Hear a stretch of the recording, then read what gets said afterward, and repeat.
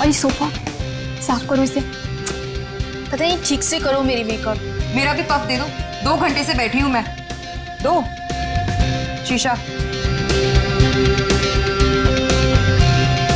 Sir as per requirement सब चीजें ready हैं, बस वो ईशानी मैडम आ जाए। मैडम आ जाए, पता नहीं कब आएगी। जाओ जाकर देख कर आओ। अरे सर जब वो आएंगे हमें पता चल जाएगा सर। पता नहीं कब आएगी, सबकी बैंड बजी पड़ी है। महारानी पता नहीं कहाँ रह गई है।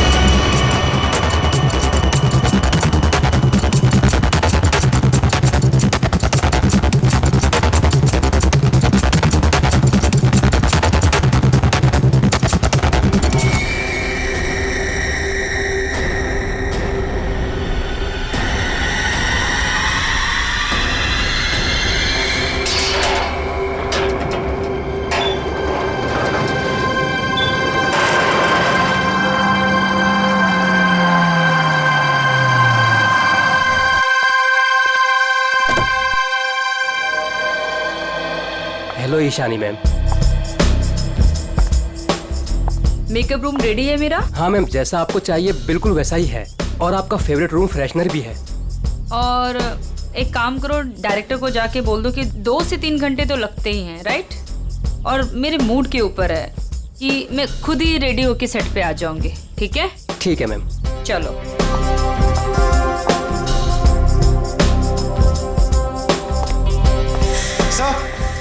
सर ईशानी मैडम आ गए हैं।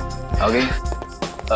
बीबू जी देख, महारानी के तैयार होते ही आज का पूरा शॉट उसको अच्छे से समझा देना। जी सर। ठीक है, मैं उसके नखरे नहीं झेल सकता। Yes sir.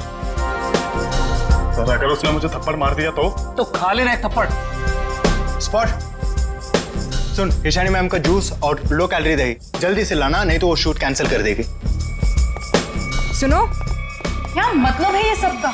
तुम लोग इधर उधर भाग रहे हो जैसे कि पता नहीं कोई शेरनी आ गई है। जाओ जल्दी से जाकर ईशानी को रेडी करवाओ। अब भी मैं डायरेक्शन टीम को बोल के आती हूँ।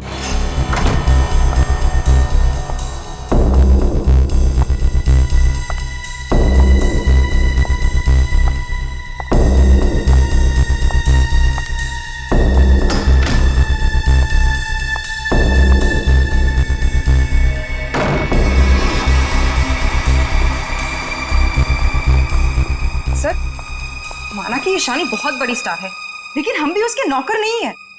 वही तो, सुबह के 9 बजे से हम रेडी होकर वेट कर रहे हैं और वो अभी तक नहीं आई। इतना वक्त हो गया, 3-4 बार टचअप हो चुका है। तो क्या करूं यार, एक तो विराट सर ने इस नकचड़ी को 1 साल का कॉन्ट्रैक्ट साइन करवा के मेरे सर पे दर्द करके रखा है, और ऊपर से तुम लोग मेरे सर पर चढ़ रहे हो। प्लीज ट्राई टू कोऑपरेट यार। Cooperate my foot. मैं ईशानी के नखरे और बर्दाश्त नहीं कर सकती हूँ। मैं जा रही हूँ यहाँ से। मैं विराट सर के चेक्स वापस कर दूंगी, लेकिन मैं ऐसे काम नहीं कर सकती हूँ। बाय। अरे मैडम रुके। अरे सर आप ही रोके समायरा जी को। अगर आज शूट नहीं हुआ ना तो विराट सर सबकी छुट्टी कर देंगे सर। जाने दे उसको, एक ईशानी 100 सुमेरा के बराबर है।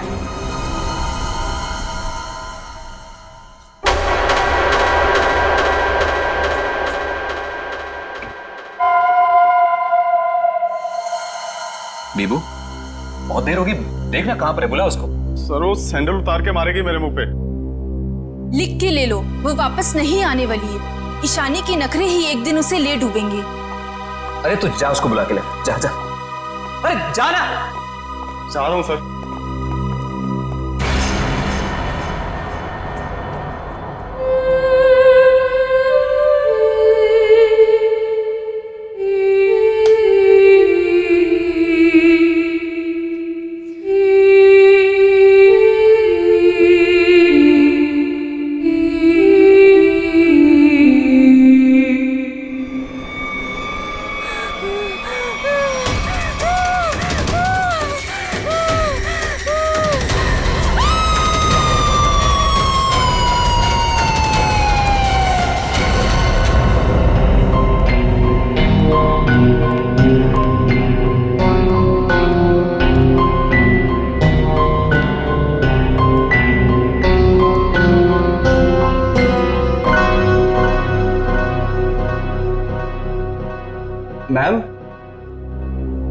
मैम आप रेडी हैं तो मैं अंदर आ जाऊं? मैडम भाग जा यहाँ से, वरना तेरा पैर तोड़ दूंगी।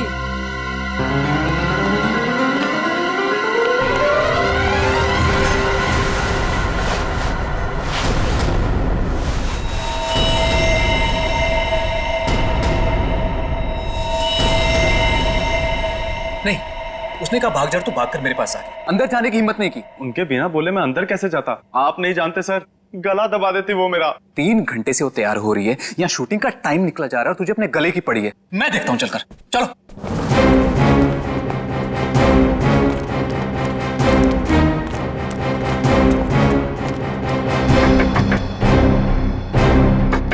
ईशानी, सर प्लीज, मैम गुस्से में लगती है, शूट छोड़कर चली जाएंगी। तुम्हें करो, चुप रहो। ईशानी दरवाजा खोलिए, अभी सब नहीं चलेगा, प्लीज दरवाजा खोलिए।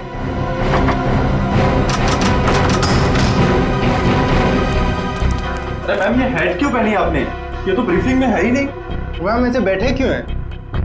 क्या अकड़ है इस औरत के अंदर। ईशानी जवाब दो, हमारी तरफ देखो। ईशानी, ईशानी।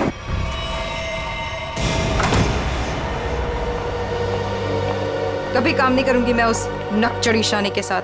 मैं भी किसी से कम नहीं हूँ। अरे इतना टेंशन क्यों ले रही हो तुम देखना, मैं तुम्हें इससे बड़ा काम दिलाऊंगा। मैं अभी मम्मी को फोन करके बता देती हूँ कि आज मैं लेट आऊंगी। ठीक है, तुम मम्मी को फोन कर लो, हम तुम्हारा अंदर इंतजार करते हैं। ठीक है, मैं अभी आती हूँ। ठीक है।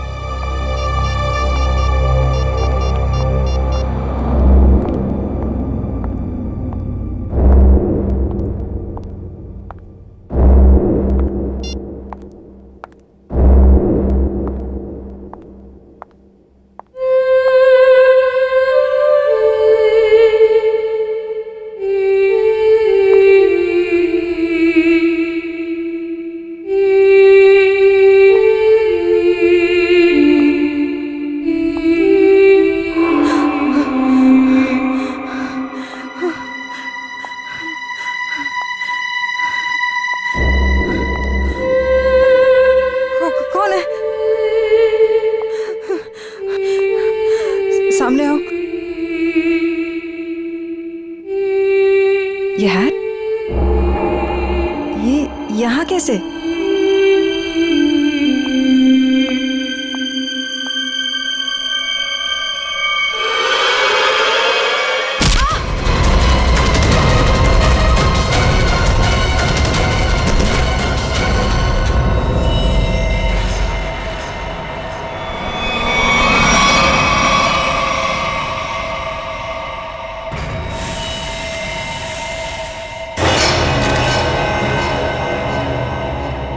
बड़ी बेरहमी से गला काट दिया। हाँ सर, ये अजीबोगरीब मेकअप और ये लाल रंग की हैट भी रखी। मारने के बाद इतना मेकअप करता है कातिल, ये लाल रंग का हैट बड़ा अजीब कैसे है। सर ये मेकअप और सारा कुछ उस कातिल ने ही किया है। अच्छा, आखिरी बार कौन आया था ईशानी से मिलने? मैं गया था सर वहां पे, लेकिन उन्होंने अंदर से ही बोल दिया कि भाग जाओ वरना तुम्हारी टांगे तोड़ देंगे। टांगे तोड़ दूंगी? क्यों? सर एक्चुअली ईशानी अपनी मर्जी की मालकिन थी और वो अपनी मर्जी से ही शूटिंग पर आती थी। अगर गलती से भी उसको किसी ने कुछ बोल दिया तो कभी भी शूटिंग छोड़कर चली जाती थी। सर इसका मतलब काफी लोग होंगे जो ईशानी को नापसंद करते होंगे। ईशानी, क्या हो गया ईशानी को? किसने किया ये सब? आप कौन है? आप जी ये जो एड शूट हो रही थी ये मेरी एड है, मैं मालिक हूँ इस कंपनी। ठीक है, इधर आइए थोड़ा। अच्छा बीबू, तुम वापस कितनी देर बाद आए थे प्रीतम और लोगों के साथ? सिर्फ कुछ सेकंड्स में, अगर कहें ज्यादा से ज्यादा बस 1 मिनट। 1 मिनट में? 1 मिनट में इतना सब कुछ किया?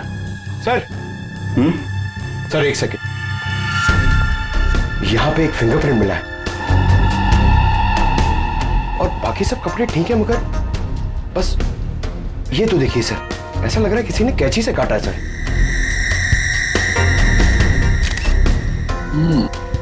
और सर यहाँ पे खून मिला है सर। कातिल पहले से ही कमरे में मौजूद था। सर हो सकता है बिहू ने जो आवाज सुनी वो ईशानी की हो ही ना। हो सकता है। क्या ईशानी से मिलने कोई आया था क्या? नहीं सर, और किसी को आते जाते नहीं देखा। सर कहीं ऐसा तो नहीं कि खूनी ईशानी के कमरे में पहले से ही छुपा हुआ था? एक्चुअली यही हुआ है, आदमी पहले से छुपा हुआ था, फिर वो खून करता है बेरहमी से, फिर इतना सारा मेकअप लगाता है, चेयर पे बैठाता है और लाल रंग की हैट पहनाता है। सब करने में टाइम तो गया ही होगा। सर ये देखिए, ईशानी का टॉप भी कटा हुआ है। इसे भी काटा गया है, उधर भी कपड़े कटे हैं, इसका टॉप कटा है। लगता है ये जानबूझ के किया गया है।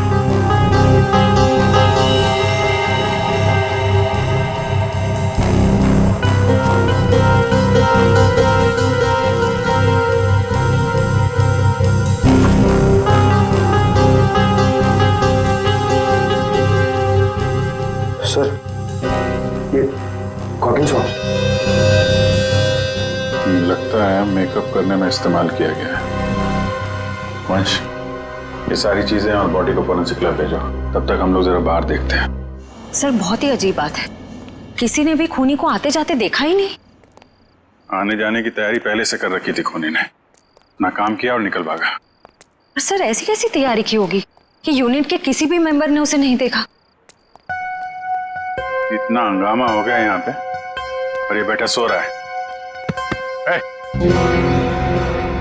जी साहब। यहाँ से किसी को आते जाते देखा तुमने? साहब मैं तो अभी 5 मिनट पहले ही आया हूँ। 5 मिनट पहले? ये शूटिंग का टेम्पो है ना? हाँ साहब, ये शूटिंग का ही टेम्पो है। तो ये टेम्पो अभी बाहर कब गया था? साहब यही कोई 1:30-2 बजे के आसपास। 1:30-2 बजे? सर उसी दौरान तो ईशानी का खून हुआ था। जब टेम्पो बाहर गया था तुम्हारे साथ कोई और भी था? नहीं। अच्छा, पीछे कोई बैठ कर गया था, तुमने किसी को आसपास देखा? मैडम पीछे तो सामान रहता है, अब पीछे कोई बैठा हो तो मैंने नहीं देखा। इससे अच्छा तरीका और क्या हो सकता है खूनी के यहाँ से निकलने का?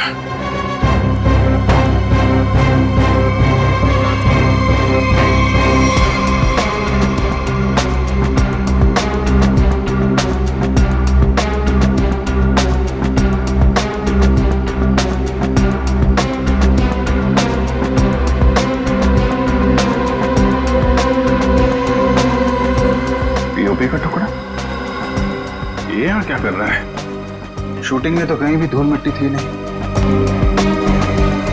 ये मिट्टी का टुकड़ा कहाँ से आया? साहब इसमें तो प्रॉपर्टी का सामान रहता है। प्रॉपर्टी के सामान और उसमें पीओपी का टुकड़ा, मतलब कोई और था यहाँ पे।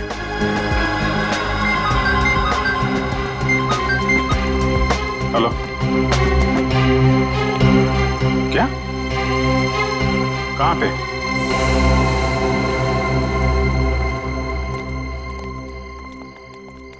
आपने फोन किया था? जी सर, मैं मानिक हूँ, इस दुकान का मालिक। ये मेरे वॉचमैन ने फोन किया था आपको। ये देखिए ना सर, यहाँ लाश है। दुकान खोलो जा। जी सर। तुम यहीं रुको। जी साहब।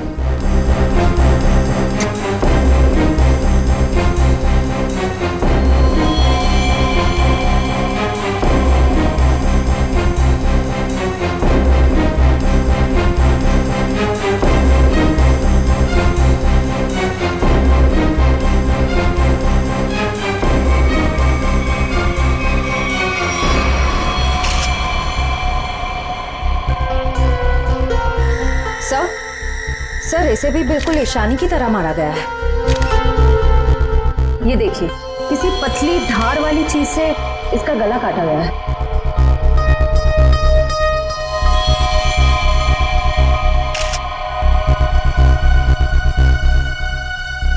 सर ये देखिए, इसका टॉप भी वैसे ही काटा गया है। इसका मेकअप निकालो, देखो कौन है ये। Yes sir. ये लाश दुकान में आई कैसे? सर मुझे नहीं मालूम। दुकान तो बंद थी ना, आपने ताला खोला है, तो ये क्या लाश अपने आप आ गई यहाँ पे? सर मैं क्या बताऊं, ये सब कैसे हुआ? ये लाल टोपी और इसके कपड़े भी मेरी दुकान की नहीं है, और मैं इस लड़की को तो पहली बार देख रहा हूँ। सर मेकअप निकल गया। ये तो समायरा है ना? इसकी भी मॉडलिंग वाली फोटो हमने देखी थी वहां पे। हाँ सर। ये दुकान की चाबी आपके अलावा किसके पास रहती है? मेरी पत्नी सोनाली के पास, लेकिन वो तो पटना गई हुई है। अच्छा,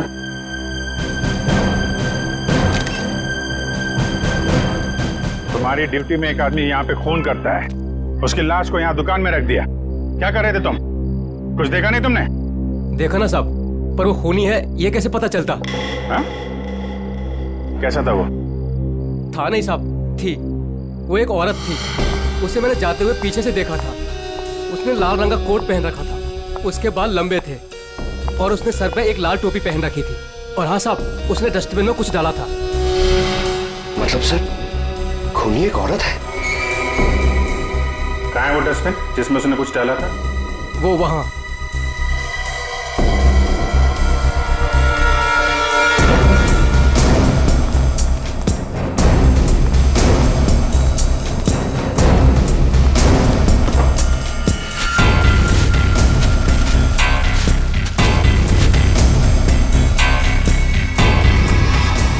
तो ये तो फिशिंग का सामान है, मछली पकड़ने का कांटा वाटा।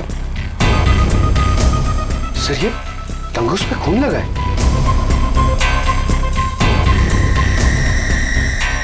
ओह, लगता है इसी का इस्तेमाल किया गया है खून करने में। भरे दिन के उजाले में शूटिंग पर कोई मेकअप रूम में घुसता है और ईशानी को मार डालता है, और तुम में से किसी ने कुछ भी नहीं देखा और ना कुछ सुना है? ये कैसे हो सकता है? सर एक्चुअली ईशानी की परमिशन के बिना उसके कमरे में कोई नहीं जाता था। इनफैक्ट उसने बीबू को भी दरवाजे के बाहर से ही भगा दिया, और उसके बाद जैसे ही हम लोग गए तो देखा वो मरी हुई थी। चलो सर, ये कास्टिंग डायरेक्टर है कीकू। लेकिन सर मुझे यहाँ क्यों लाया गया है? मैंने समायरा और ईशानी का गला थोड़ी काटा है। चुप! तुम ही हो कास्टिंग डायरेक्टर हो ना, जो ईशानी और समायरा को जानते हो उनके मॉडलिंग की शुरुआत के दिनों से? जी सर। और विराज की शूटिंग पर तुमने ही भेजा था ना उन दोनों? हाँ सर। मतलब तुम अच्छी तरह से जानते थे कि वो कब और कहाँ मिलेंगे? देखिए सर, गलती हो गई, अब मैं किसी को कहीं नहीं भेजूंगा। दरअसल 5 साल पहले ही मैंने वो काम छोड़ दिया था। 5 साल पहले काम छोड़ चुके थे? कुछ लड़कियों ने मेरे खिलाफ केस कर दिया था, उस वजह से मेरा ऑफिस भी बंद हो गया। तो फिर कल तुमने ईशानी और समायरा को विराज के शूट पे कैसे भेजा? दरअसल दोस्ती दोस्ती में विराज के शूट पर उनको भेज दिया था सर, लेकिन इन सब से मेरा कोई लेना देना नहीं है सर। फिलहाल तो हम मान लेते कि तुम्हें कुछ नहीं मालूम, तुमने कुछ नहीं किया। लेकिन एक बात याद रखो, अगर जरूरत पड़ी तो तुम लोगों को हम फिर से बुला लेंगे। जा सकते हो तुम।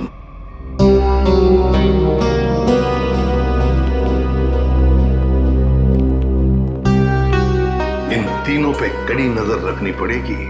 देखो वो कहाँ जाते हैं, किस किस से मिलते हैं, क्या क्या करते हैं। सर लेकिन खूनी तो एक लड़की है ना? हाँ, खूनी तो लड़की है, लेकिन खून करने में किसी लड़के का भी तो इस्तेमाल हो सकता है। समायरा और ईशानी दोनों मॉडल्स थी, मॉडल। लाल टोपी, मारने के बाद सफेद रंग का अजीब मेकअप,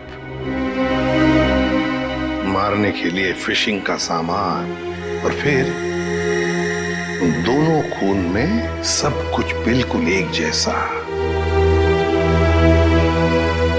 तो एक बात समझ में नहीं आई कि खूनी ने ये मछली पकड़ने का सामान क्यों इस्तेमाल किया खून करने के लिए? सर बहुत ही अजीब है ये खूनी, और एक ही दिन में 2 मॉडल्स को मार डाला इसने।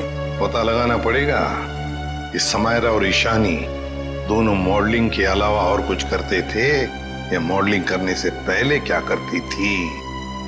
कहीं दोनों के बीच में कोई संबंध तो नहीं था, पता लगाना पड़ेगा।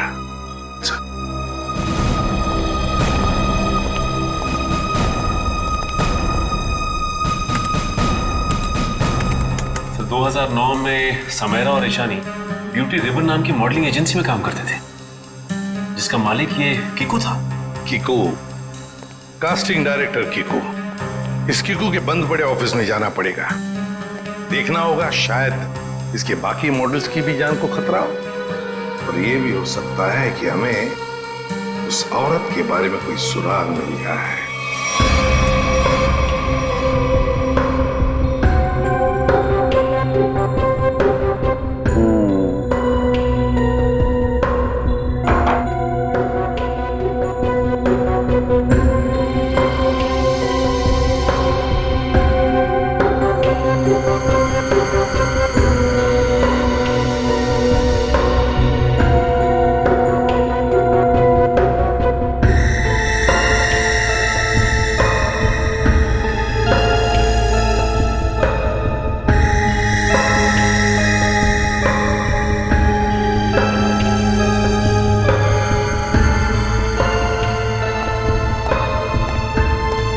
हमारा शक बिल्कुल सही निकला। खून करने के लिए इस्तेमाल किया गया ये हथियार एक खास तरह का फिशिंग किट ही है। सर, आप सुन रहे हैं मैं क्या कह रही हूँ? हाँ सुना तारिका, लेकिन मैं फिलहाल किसी और काम में हूँ। क्या? खूनी का कद नापने में। अरे वाह सांखे, खूनी के कद का पता लगा लिया तूने? हाँ बस 1 मिनट से नहीं, ये दोनों के गर्दन का ये घाव देखो बस। ये घाव का निशान ऊपर की तरफ बना हुआ है, ना तो सीधा है ना नीचे की तरफ। मतलब खूनी ने तार से इन्हें ऊपर की तरफ खींचा। इसका मतलब साफ है, खूनी की ऊंचाई इन दोनों से ज्यादा थी। मतलब सर वो खूनी औरत इन दोनों से लंबी है? बिल्कुल पंकज, और लगभग 5 फीट 7 इंच थी। ये मेरी ट्रिग्नोमेट्रिक कैलकुलेशन मुझे बताती है, इंक्लूडिंग वो जो सैंडल उसने पहने हुए थे उनके। एक बार हाथ में आ जाए ना तो ऊंचाई भी नाप लेंगे। 5 फुट 7 इंच की लड़की जिसके लंबे और सीधे बाल हैं। और सर, या तो उसे फिशिंग करने का, मछली पकड़ने का शौक था, या तो फिर किसी खास मकसद से उसने ये सामान, ये फिशिंग किट का इस्तेमाल किया होगा। सांखे, लगता है इस मछली पकड़ने के तंगूस से, इस तार से इन दोनों के गले को काटा है। बिल्कुल बस। डॉक्टर साहब, जो प्लास्टर ऑफ पेरिस जैसी मिट्टी मिली थी हमें, उससे कुछ पता चला क्या? हाँ पता चला सचिन। बॉस, वो सामान मूर्ति बनाने के काम में आता। मूर्ति बनाने का? बॉस, टेस्ट चल रहे हैं, बाकी का भी पता चल जाएगा। तू कब बताएगा सांखे? बताऊंगा थोड़ी देर में, लेकिन एक खास बात और बताना चाहता हूँ। वो क्या है? बॉस ये देखो, ये है वो तार जिससे खूनी ने इनका गला काटा। खूनी जब इनका गला काटने की कोशिश कर रहा था, इन लोगों ने अपने बचाव में हाथापाई की होगी। उसी झड़प के दौरान खूनी का पलक का एक बाल मुझे इस तार पर से मिला है। मतलब तू अब इस बाल का डीएनए टेस्ट करेगा, है ना? करना ही पड़ेगा। एक खूनी लड़की जिसका कद 5 फुट 7 इंच है, जिसके सीधे और लंबे बाल है, जिसे मछली पकड़ने का शौक है और शायद मूर्तियां बनाने का भी। बस इतना भी काफी है हमारे लिए, इस लड़की को ढूंढने के लिए। मछली पकड़ने का खास सामान लेके चलती है तो समंदर के किसी किनारे में कुछ तो पता चलेगा ही उसके बारे में। पर सर, हमें सिर्फ उसकी ऊंचाई, उसके काले सीधे बाल और उस टोपी के बारे में पता है। सिर्फ इतनी इंफॉर्मेशन के बलबूते पर उस तक पहुंचना थोड़ा मुश्किल लगता है सर। कोशिश तो करनी पड़ेगी श्रेया, अपने आप तो चल के आएगी नहीं हमारे पास, है? हाँ वंश, इन्हें बता दिया ना हमें किस लड़की की तलाश है? जी सर। हाँ तो क्या जानते हैं उस लड़की के बारे में आप? साहब, आप लोग ऐसी औरत के बारे में जानना चाहते हैं ना जो मछली पकड़ने के लिए बोट का इस्तेमाल करती है? बिल्कुल। ऐसी तो बहुत औरतें आती है हमारे यहाँ पर। देखिए, जिस लड़की की हमें तलाश है वो लंबी लड़की है, 5 फुट 7 इंच की होगी, लंबे बाल हैं, सीधे बाल हैं। और उसकी उम्र तकरीबन 25 से 30 साल के बीच में। लंबे बाल, 25 से 30 साल की उम्र, ऐसी 2-3 लड़की आती है हमारे यहाँ पर। हमें उनके नाम और पते चाहिए। आप जब वोट देते हैं तो नाम पते तो लिखते होंगे ना? जी साहब।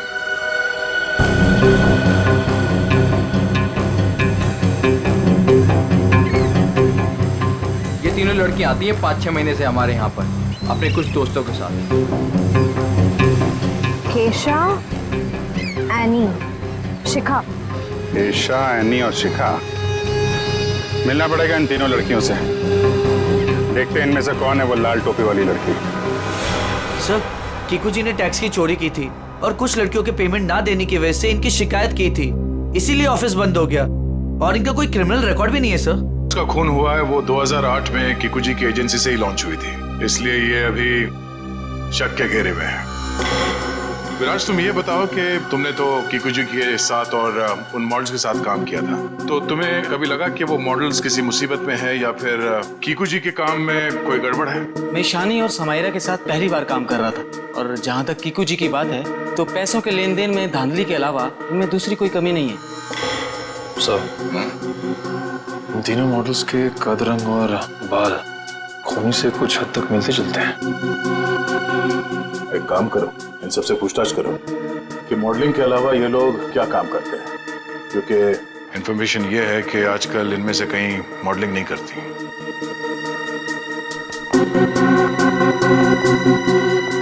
नहीं, 2012 में आप मॉडलिंग छूट चुकी थी। हाँ, अब आप क्या करती हैं? अभी मैं एक फिशरी स्टोर चलाती हूँ। शिखा, राइट? जी। आप एक प्रिंट मॉडल है, ये तो हम जानते हैं। इसके अलावा क्या करते हैं? मैं कुछ भी नहीं करती। और आप क्या करती हैं केशा जी? मैं मूर्तियाँ बनाती हूँ। मूर्तिकार, ठीक है, थैंक यू।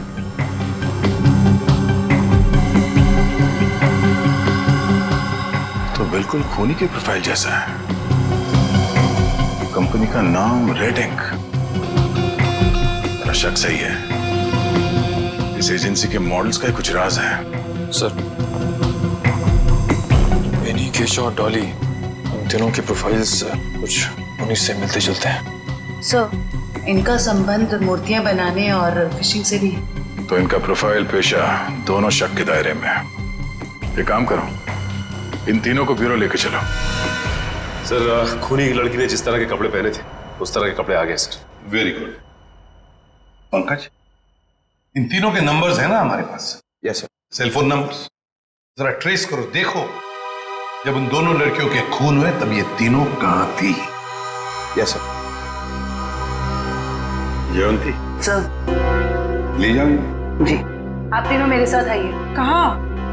अभी बताती हूँ, आओ।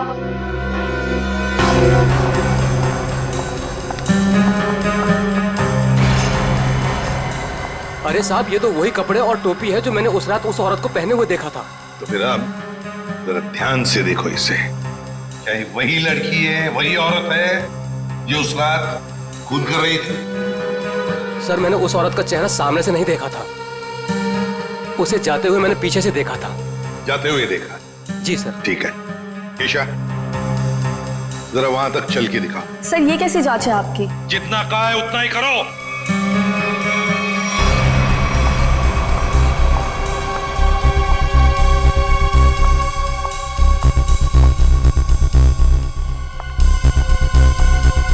नहीं साहब। नहीं। ठीक है, आप आइए मेरे साथ।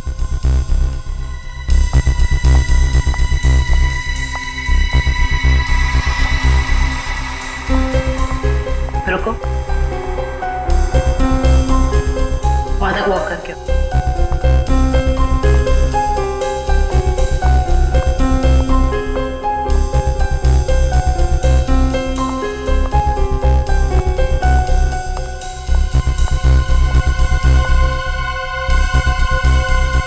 ये भी नहीं है सर। आइए।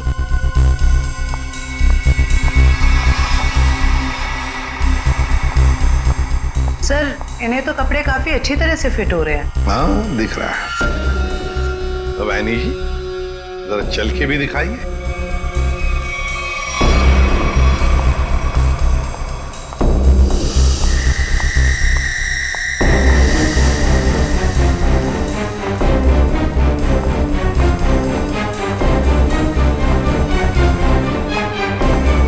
यही है सर, बिल्कुल यही है सर। क्या बक रहे हो?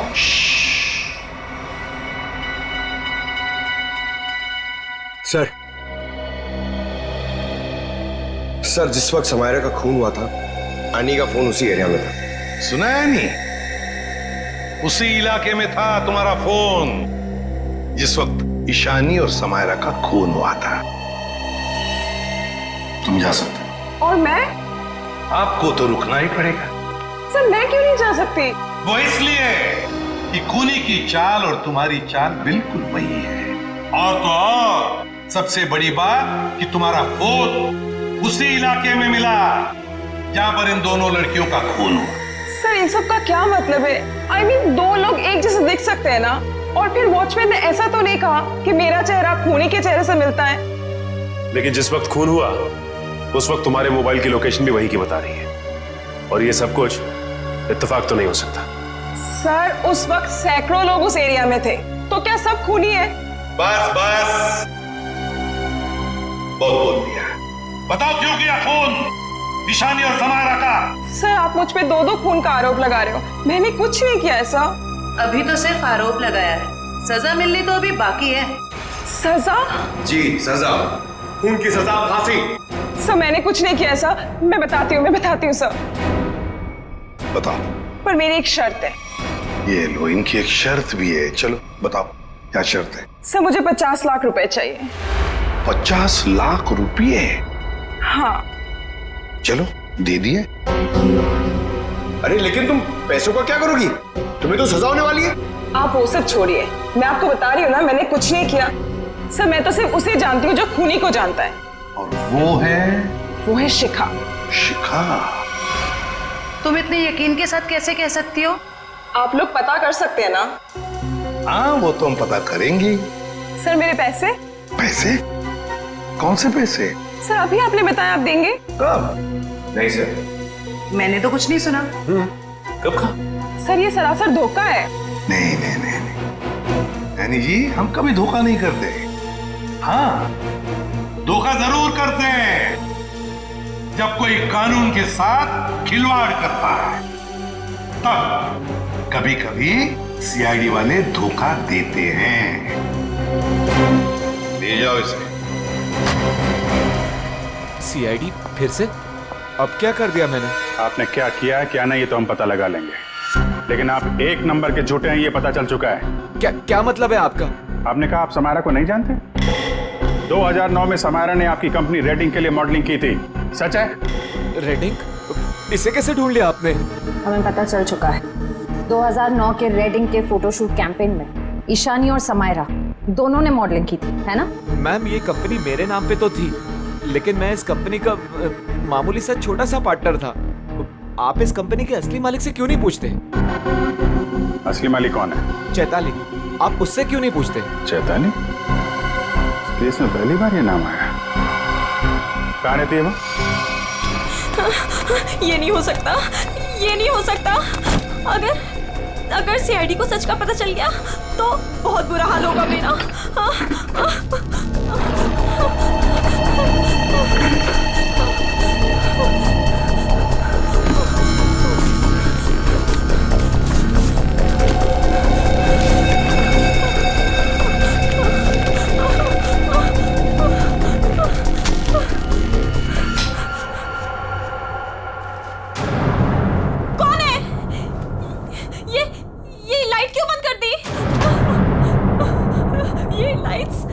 ये लाइट्स किसने ऑफ की?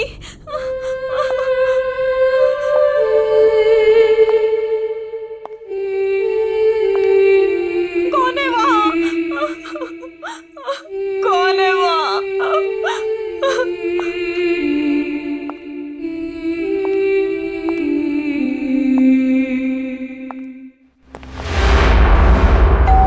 ये शिखा सच्चाई बता क्यों नहीं देती?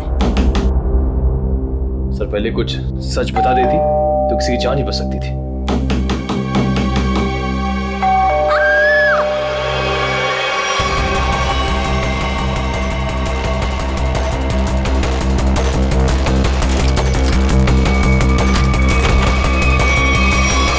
शिखा, शिखा, शिखा,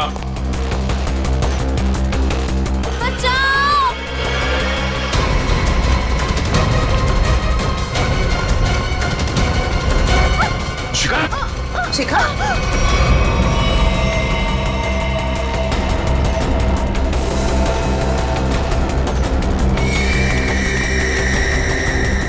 नस कटी नहीं है। इशिता जल्दी एम्बुलेंस को बुलाओ, जल्दी। भाग गई, कोई बात नहीं, बच के जाएगी कहाँ? सर को जलाने की कोशिश भी की गई है। Oh no. शिखा,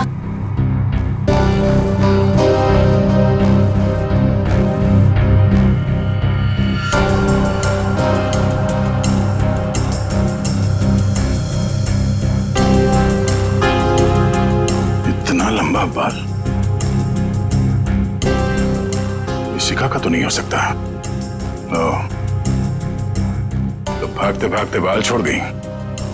देखते हैं कहां तक भागती है ये। आइए सर।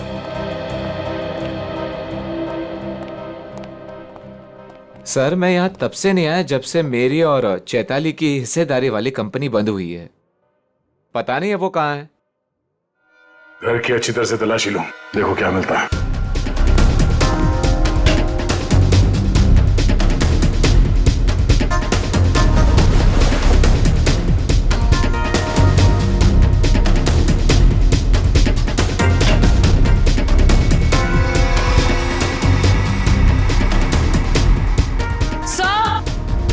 आ जाओ दी।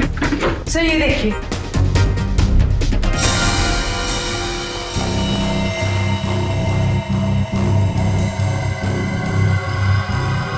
ये तो उस खूनी का पहना हुआ है। सर इस बंद पड़े घर में यहाँ कैसे आ गया? चलो निकालो उसे बाहर।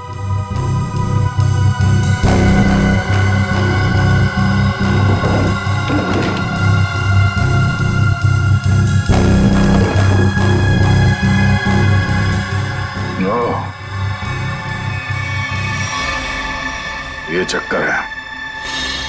सारंगे, शिखा के घर की खिड़की से हमें एक बाल मिला है, जरा मैच करके देख पलक के बाल से। ये रहा वो बाल सर, उस खूनी लड़की का बाल। बॉस, ये बाल हमारे किसी काम का नहीं, बेकार सबूत है। क्या मतलब? मतलब ये बॉस के खूनी के पलक का डीएनए रिपोर्ट आ चुका है। तो खूनी कोई लड़की नहीं है, खूनी एक आदमी है। एक आदमी है जिसकी उम्र 40 से 45 साल। ये टोपी, लंबे बाल, सैंडल, ये सब धोखा है। तो मतलब खूनी कोई लड़की नहीं, बल्कि लड़की की भेष में आदमी है। ऐसा क्यों किया उसने? लड़की के भेष में क्यों? खून करने के और भी आसान तरीके थे उसके पास। लगता है ये खूनी कोई सरफिरा है। खूनी कोई सरफिरा नहीं, शैतान दिमाग का आदमी है ये, शैतान दिमाग का। सोच समझ के सब कुछ कर रहा है ये। एक काम करते हैं, जितने भी लोगों पर शक है ना, सबको यहां बुला लो, सबका डीएनए टेस्ट करते हैं। आप बताते क्यों नहीं कि हम सब लोगों को यहाँ पर क्यों लेकर आए हैं? ऐसी जगह लाए कि हमारा कोई टेस्ट होने वाला है और आप लोगों को हम सब पे शक है कि हमने खून किया है। लगता है हम सब बिना जुर्म के सजा भुगतने वाले हैं। बस बहुत हो गया। खूनी को ढूंढने का हमारे पास यही एक रास्ता है। और वैसे खूनी का बहुत ही खास सुराग मिला है हमें। डॉक्टर साहब बिल्कुल ठीक है। दरअसल क्या है, खूनी चाहे कितना भी होशियार हो, कितना भी चालबाज हो, कोई ना कोई क्लू हम लोगों के लिए छोड़ जाता है। और इस बार भी खूनी एक क्लू छोड़ गया है, और वो क्लू है पलक का एक बाल। देखिए, मैं ऑडिशंस लेता हूँ, लड़कियां सजती हैं, संवरती हैं, अपनी पलकों को भी सजाती हैं, तो इन सब से हमारा क्या लेना देना? तुम्हें बड़ा यकीन है कि खूनी एक लड़की ही है? सबको मालूम है कि लंबे बालों वाली लड़की सबको मारती फिर रही है। और आप, लेकिन हमें जांच तो पूरी करनी पड़ेगी ना। सर हमें करना क्या पड़ेगा सर? ज्यादा कुछ नहीं, आप में से हर किसी को अपने पलक का एक बाल देना होगा, और जिसका डीएनए हम उस खूनी के डीएनए से मैच करके देखेंगे। और वैसे भी जब आप लोगों ने कुछ किया ही नहीं है तो डरने की तो कोई बात ही नहीं है। जयवंती, देखिए आ जाओ। चलो जाओ।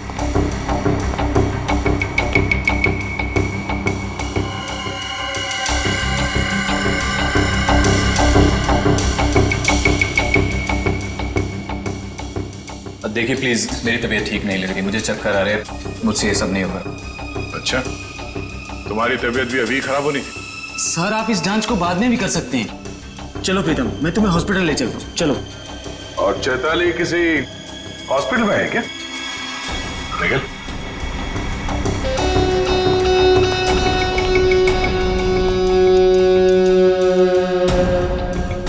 सही कह रहा हूं ना मैं, मिस्टर विराज? या फिर चैताली का पति कहना बेहतर होगा।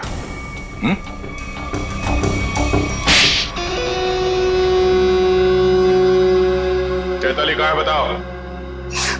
चैताली अब इस दुनिया में नहीं है, और जिनकी वजह से वो इस दुनिया में नहीं है, मैंने उन सबको, समायरा और ईशानी, उन दोनों को भी चैताली के पास पहुंचा दिया।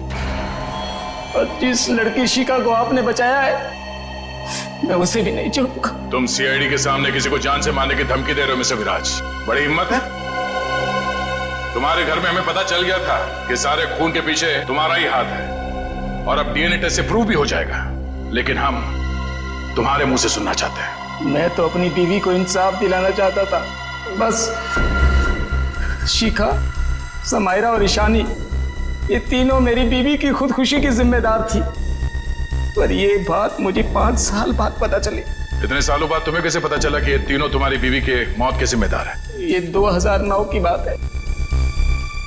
चैताली ने द रेड इंक कंपनी में पैसा लगाया था, और ये तीनों लड़कियां उसके बराबर की पार्टनर थी। माणिक तो बस नाम का पार्टनर था इनके पीछे। मैं उस वक्त यूके में था और इन तीनों लड़कियों को जानता भी नहीं था, लेकिन जब इनकी कंपनी नुकसान में चली गई तो इन तीनों ने मेरी बीवी को कर्जे पर बकायेदारों से लड़ने के लिए अकेला छोड़ दिया और उसे मरने पर मजबूर किया।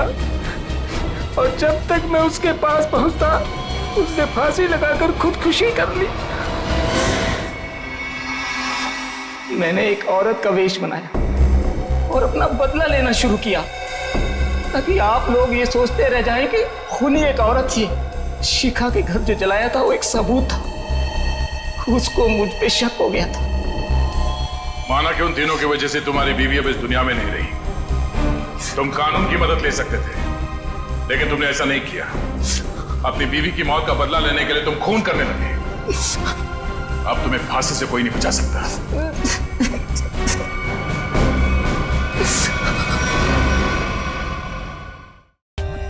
For more updates, subscribe to our channel, click the show links and enjoy watching the videos.